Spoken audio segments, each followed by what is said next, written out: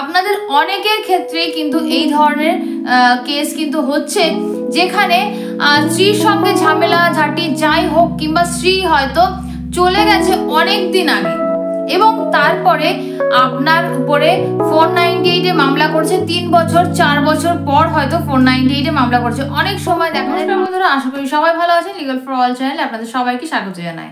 বন্ধুরা, সবার আগে ছেলেদের জন্য কিন্তু একটি বড় সুখবর আজকে আমি নিয়ে এসেছি, যে এখন থেকে 3 বছর পর আর কিন্তু রুজু করা যাবে না 498A সেকশনের উপরে মামলা। তো আপনারা ভাবছেন যে হ্যাঁ, এখন থেকে তো 498 এর হবে না, কারণ বিএনএস এসে গেছে। হ্যাঁ, বিএনএস সেকশন 85 বিএনএসেও কিন্তু 3 বছরের পর থেকে আর মামলা করা যাবে না। কি সেই ঘটনা, সেই নিয়ে আজকে বিস্তারিত আলোচনা করব। সঙ্গে থাকুন সম্পূর্ণ ভিডিও। এখনো যদি আমাদের চ্যানেলটা সাবস্ক্রাইব করে না থাকেন তাহলে এখনই সাবস্ক্রাইব করে নিন, কারণ এই ধরনের আইনি আলোচনা আপনাদের জন্য আমরা প্রতিনিয়ত নিয়ে আসছি।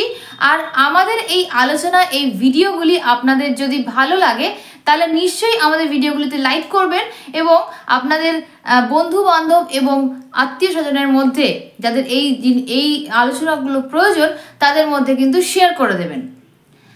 তো শুরু করছি আজকের আলোচনা। বন্ধুরা, প্রথমে যেটা বলছিলাম যে 3 বছরের পর থেকে আর সেকশন 85 বিএনএসেও কিন্তু মামলা রুজু করা যাবে না। কেন? বন্ধুরা, 498 এর এই মামলা যে আলোচনা আজকে আমি করতে চলেছি, সেই মামলার রেফারেন্স হিসেবে একদম নতুন একটি জাজমেন্ট কিন্তু আপনাদের সঙ্গে আমি আলোচনা করব। 29/1/2025 এই জাজমেন্ট আপনাদের জন্য কিন্তু খুবই উপকারী হতে চলেছে। এই জাজমেন্টে বলা হয়েছে যে 3 বছর পর যদি কোনো 498A বা সেকশন 85 বিএনএসে কোনো মামলা রুজু হয়, তাহলে কিন্তু আর সেই মামলা কিন্তু টিকবে না, সেই মামলা কিন্তু খারিজ হয়ে যাবে। বন্ধুরা, এখানে এই ঘটনাটা একটু বলি যে একজন স্ত্রী, তিনি 498 এ মামলা করেছিলেন। তার বিয়ে হয়েছিল 2011 সালে এবং তিনি 498 এ মামলার জন্য এফআইআর করেছিলেন 6/1/2023 সালে এবং এফআইআরে তিনি উল্লেখ করেন যে তার সঙ্গে যে অত্যাচার হয়েছে এবং তার উপরে যে যৌতুক নিয়ে তার উপরে যে অত্যাচার হয়েছে, যার জন্য সে এই মামলা করছে, সেই অত্যাচারটা ঘটে 20/10/2019 সালে। এখন 20/10/2019 থেকে তারপরে তিনি এতদিন পরে অর্থাৎ 23 সালের জানুয়ারি মাসে এসে তিনি কিন্তু অভিযোগ দায়ের করছেন থানাতে। তো স্বাভাবিক কোর্ট জিজ্ঞেস করেন যে কেন তার এত দেরি হয় এবং 3 বছর সময় তার অতিক্রান্ত হয়েছে। তো সেই জায়গায় দাঁড়িয়ে কোর্ট বলেন যে যেহেতু 498 এ মামলার যে সাজা সেটা 3 বছর, তাই জন্যে এর যে এই মামলা করার যে সময়কাল সেটাও কিন্তু 3 বছর। অর্থাৎ 3 বছরের পর গিয়ে যদি এই মামলা হয় তাহলে সেই মামলা কিন্তু খারিজ হয়ে যাবে। অর্থাৎ যেদিন থেকে এই মামলার কজ অফ অ্যাকশন অ্যারোজ করছে তারপরের থেকে 3 বছরের মধ্যে কিন্তু এই মামলা ফাইল করতে হবে, না হলে এই মামলা কিন্তু খারিজ হয়ে যাবে। আপনাদের অনেকের ক্ষেত্রেই কিন্তু এই ধরনের কেস কিন্তু হচ্ছে, যেখানে স্ত্রীর সঙ্গে ঝামেলা ঝাঁটি যাই হোক, কিংবা স্ত্রী হয়তো চলে গেছে অনেক দিন আগে এবং তারপরে আপনার উপরে 498 এ মামলা করছে। 3 বছর 4 বছর পর হয়তো 498 এ মামলা করছে। অনেক সময় দেখা যায় 5-6 বছর পরেও কিন্তু 498 এ মামলা হচ্ছে। তো এই ধরনের মামলায় যারা ভুগছেন তাদের জন্য কিন্তু সুখবর এসছে। তারা কিন্তু এই মামলা কোয়াশিংয়ের জন্য অবশ্যই এই মামলা করতে পারেন। কোয়াশিংয়ের জন্য কিন্তু হাইকোর্টে যেতে পারেন। আপনাদের মামলা অবশ্যই কোয়াশ হয়ে যাবে, কারণ 3 বছর লিমিটেশন পিরিয়ড পার হয়ে গেলে কিন্তু এই মামলা খারিজ হয়ে যায়।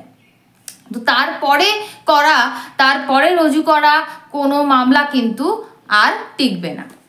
তো এই 3 বছরের কাউন্টিংটা কিভাবে হবে? আমি বললাম যে জবের থেকে জবের থেকে ঘটনা ঘটছে, অর্থাৎ এফআইআরে যে ঘটনার কথা বলা থাকবে সেই ঘটনাটি যবে ঘটেছে তবের থেকে 3 বছরের মধ্যে কিন্তু এই মামলা ফাইল করতে হবে। 3 বছর অতিক্রান্ত যদি হয়ে যায় তাহলেও একটি সেকশনের মাধ্যমে কোর্ট কিন্তু যদি সঠিক কারণ দেওয়া হয় তাহলে এই যে দেরিটা সেটা কিন্তু মুকুব করতে পারেন। অর্থাৎ 3 বছর পর, 3 বছর সময় হয়তো শেষ হয়ে যাচ্ছে আজকে, আপনি হয়তো 1 মাস কিংবা 2 মাস পরে গিয়ে এই মামলা করছেন, তাহলেও আপনার মামলা টিকতে পারে যদি আপনি সঠিক কোনো কারণ দেখাতে পারেন আপনার এই দেরির। কারণ স্বাভাবিকভাবেই যেটা বলে যে যখন কোনো অত্যাচার একজনের উপরে হচ্ছে তখনই সে গিয়ে থানায় এফআইআর করবে এবং তখনই কিন্তু এই মামলা শুরু হবে। কিন্তু একটা ঘটনা ঘটার 3 বছর পরেও গিয়ে তার মনে হলো না যে এই কেসটি করা উচিত, যখন সময়সীমা পার হয়ে গেল তারপরে গিয়ে তার মনে হলো যে ঘটনা এবার কিন্তু কেসটা করা উচিত। এর মাঝখানে অনেক কিছু ঘটে যায়।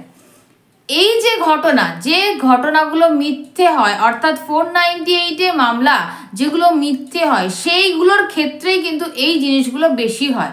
অর্থাৎ স্ত্রী যখন দেখেন যে তার সঙ্গে সে হয়তো আলাদা হয়ে গেছে, কিন্তু স্বামী হয়তো এটা বেশি হয় এই ক্ষেত্রেই যে যখন স্বামী তাকে ডিভোর্স পিটিশন পাঠাচ্ছেন কিংবা ডিভোর্সের জন্য তার কাছে নোটিশ যাচ্ছে, তখন তার মনে হয় এত সহজে তো ছেড়ে দেওয়া যাবে না, তাহলে একে কিছু একটু করতে হবে।